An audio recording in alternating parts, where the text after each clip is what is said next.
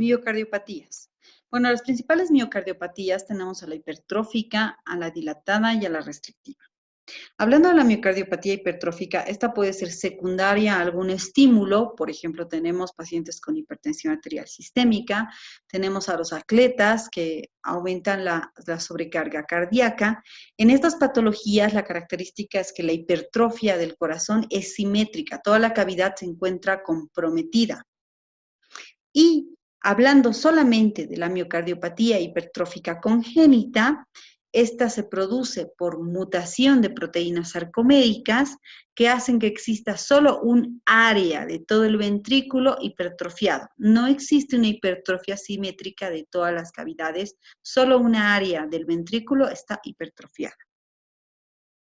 La miocardiopatía hipertrófica congénita puede ser solamente una alteración cardíaca o puede estar asociada a ciertos síndromes. Es un trastorno de tipo autosómico dominante. Esto de penetrancia variable quiere decir que es variable entre generaciones el grado de lesión que se puede llegar a producir. Van a haber generaciones que no tengan mucha lesión miocárdica y por tanto son asintomáticos y otros que van a presentar mayor lesión miocárdica y van a ser muy sintomáticos a edades tempranas. ¿Por qué se produce hipertrofia? Como hay una mutación de las proteínas sarcoméricas, estas son inefectivas para la contracción cardíaca. Entonces el corazón va a responder a esta inefectividad produciendo hipertrofia, porque si con unas cuantas fibras miocárdicas no podemos producir una buena contracción, el corazón piensa y dice, con mayor número de fibras cardíacas voy a hacer una contracción más efectiva.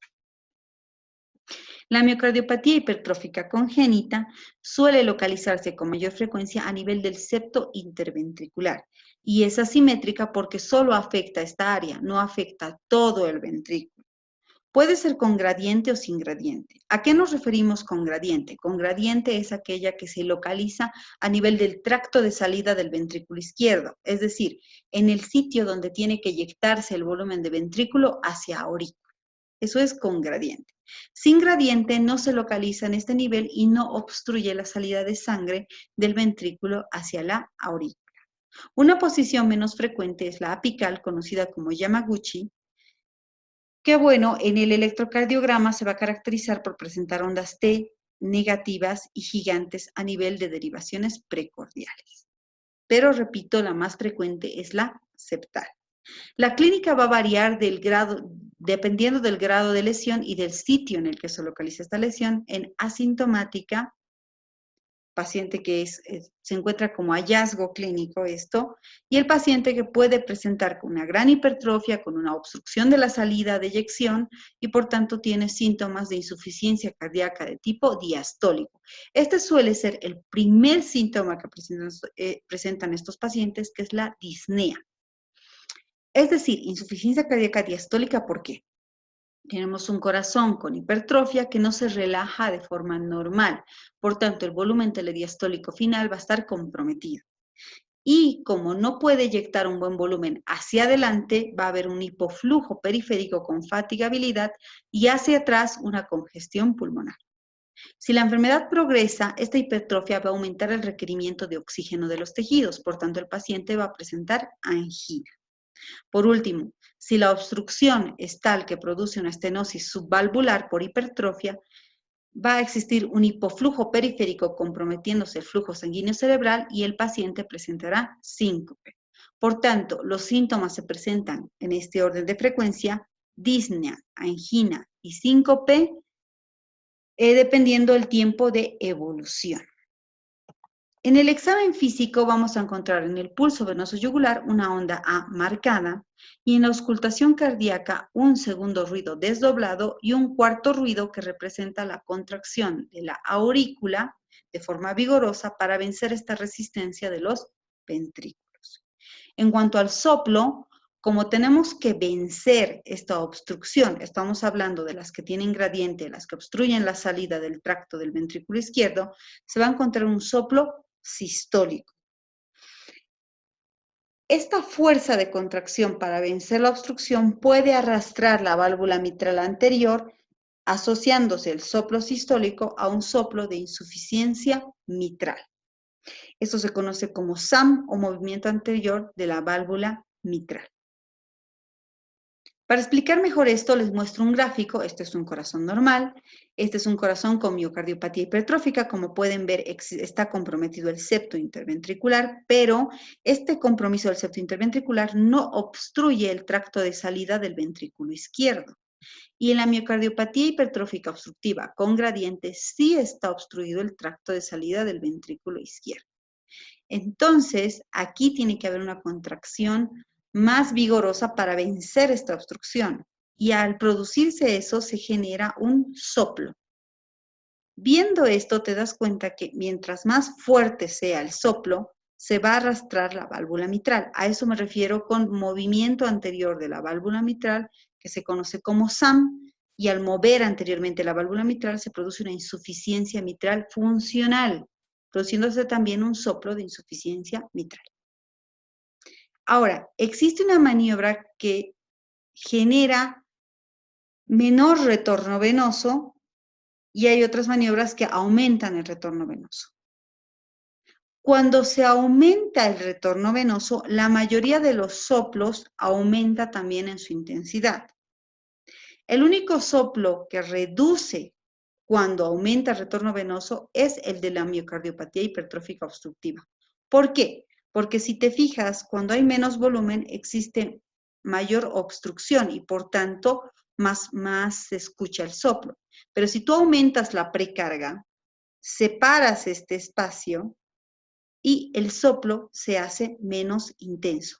Eso sería lo más característico del examen físico de la miocardiopatía hipertrófica obstructiva, que cuando tú aumentas la precarga, separas esta obstrucción y por tanto el soplo disminuye de intensidad. Entonces, con todas las maniobras que te reduzcan la precarga, va a aumentar el soplo, y con las maniobras que te aumenten la precarga, va a disminuir el soplo. Si hacemos un ecocardiograma, lo que vamos a observar es esta hipertrofia que se localiza a nivel del tabique interventricular o del vértice. Vamos a observar una disfunción diastólica porque no se puede relajar este ventrículo. Vamos a observar que existe un menor volumen de eyección. Si hacemos un electrocardiograma, lo que se va a observar es datos de hipertrofia del ventrículo izquierdo. Se pueden observar ondas Q en precordiales izquierdas, se puede observar una onda T invertida y se observan trastornos de repolarización. Si esta hipertrofia ha llegado a generar crecimiento de aurícula izquierda, también podemos ver una onda P pulmonar en el caso del lado derecho, y en el lado izquierdo una onda P mitral. Respecto a los familiares que sean de primer grado de estos pacientes, se puede hacer cribado hasta los 60 años con electrocardiograma, ecocardiograma en adolescentes cada 1 a 2 años, en adultos cada 2 a 5 años, y también se puede buscar esta mutación sarcomérica. Para el tratamiento utilizamos betabloqueantes o calcioantagonistas no dihidropiridínicos como el verapamilo y el dieltiazem. Los diuréticos, como podrás comprender, como es una insuficiencia cardíaca diastólica, se deben utilizar con precaución, ya que no debemos depletar mucho al paciente. En casos severos está indicada la miomectomía septal y la ablación septal. En los pacientes con el cuadro obstructivo está contraindicada la digoxina. También son pacientes, en los casos severos, candidatos a trasplante cardíaco. Estos pacientes también está indicada la colocación de un desfibrilador automático implantable en aquellos pacientes que hayan padecido un episodio de muerte súbita o que tengan taquicardias ventriculares monomórficas.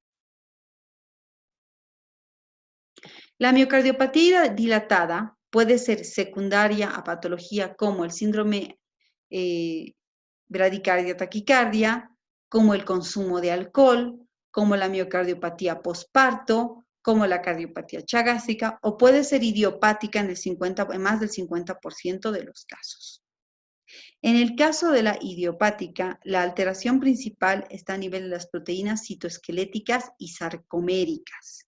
Es de causa genética en el 25% de los casos. Puede asociarse a distrofia, como el de Duchenne-Becker y el de Steinert. Entre las causas secundarias, bueno, ya habíamos mencionado, ¿no? La periparto, la miocarditis infecciosa, la cardiopatía chagásica, el Churg-Strauss. Cuando hablamos de la genética, son más afectados jóvenes varones de raza negra. Al ser una miocardiopatía dilatada, lo que está comprometida es la sístole. Por tanto, tenemos una insuficiencia cardíaca de tipo sistólico, con fracción de eyección reducida. Estos pacientes pueden complicarse con el desarrollo de arritmias y las embolias. Respecto al tratamiento, mucho va a depender de la etiología, ya que por ejemplo, si es de causa viral, una vez tratada, en el caso de las transitorias, una miocarditis, pues tratado el cuadro de miocarditis aguda, va a revertir la dilatación. En el caso de VIH, puede revertir con el tratamiento dirigido. La chagásica no tiene tratamiento que revierta la dilatación cuando estamos en una etapa crónica. Las reumatológicas va a depender del control de la enfermedad y sobre todo mencionar que en el Churg-Strauss es la principal causa de mortalidad. La periparto se suele presentar en el último trimestre de embarazo o en el puerperio, suele revertir después de pasado el embarazo, pero puede recidivar en los embarazos siguientes. La tóxica por fármacos se puede presentar en pacientes que utilizan quimioterápicos como las antraciclinas, o en algunos casos el 5-fluorouracilo o la ciclofosfamina. Para evitar esto hay que hacer ecocardiogramas periódicos a los pacientes que reciban estos quimioterápicos. Entonces, en los casos reversibles, el tratamiento es de la causa, y en la causa congénita, el tratamiento es el de la insuficiencia cardíaca con fracción de eyección del ventrículo izquierdo reducida o insuficiencia cardíaca sistólica. El mismo tratamiento. La miocardiopatía restrictiva se caracteriza por el cambio de la estructura miocárdica por otro tipo de tejido. Generalmente es tejido colágeno cuando es primaria y, por ejemplo, por mutación también de proteínas sarcoméricas, y en el caso secundario, por ejemplo, en la amiloidosis, por la sustancia AL, que puede ser primaria o puede ser secundaria en el caso del mieloma múltiple. También puede haber depósito en la hemocromatosis. Clínicamente, estos pacientes tienen una disfunción diastólica que puede presentar un cuadro de insuficiencia cardíaca diastólica al principio y posteriormente se acompaña de una insuficiencia cardíaca sistólica con fracción de eyección reducida. Eso es cuando ya ha evolucionado la enfermedad. Por tanto, el volumen de eyección del ventrículo izquierdo al principio puede ser normal y posteriormente estar reducido. La clínica de estos pacientes van a presentar insuficiencia cardíaca. ¿Cómo hacemos el diagnóstico de una miocardiopatía restrictiva? En un ecocardiograma lo que vamos a observar es una alteración de la estructura cardíaca que se puede ver en copos de nieve, por ejemplo, así va a ser descrito. Y también vamos a poder observar ciertas complicaciones como la dilatación auricular asociada a embolias. Cuando habíamos hablado de la miocardiopatía hipertrófica, hemos dicho que se compromete una parte del miocardio. Bueno, en la miocardiopatía restrictiva se compromete todo el miocardio. Todo el miocardio está infiltrado por otro tejido. El tratamiento es el de la causa y, como usualmente es el de la causa, tiene un muy mal pronóstico.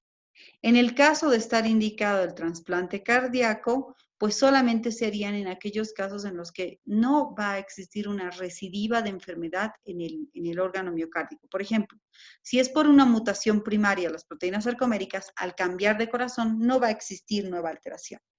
Pero si es secundario a hemocromatosis, amiloidosis y no se ha controlado esta enfermedad, sí existirá recidiva en el trasplante cardíaco. El principal diagnóstico diferencial de la miocardiopatía restrictiva es la pericarditis constrictiva, donde ya habíamos hablado que en el cateterismo cardíaco se observa esta imagen en raíz cuadrada. Y la clínica, pues puede asemejarse.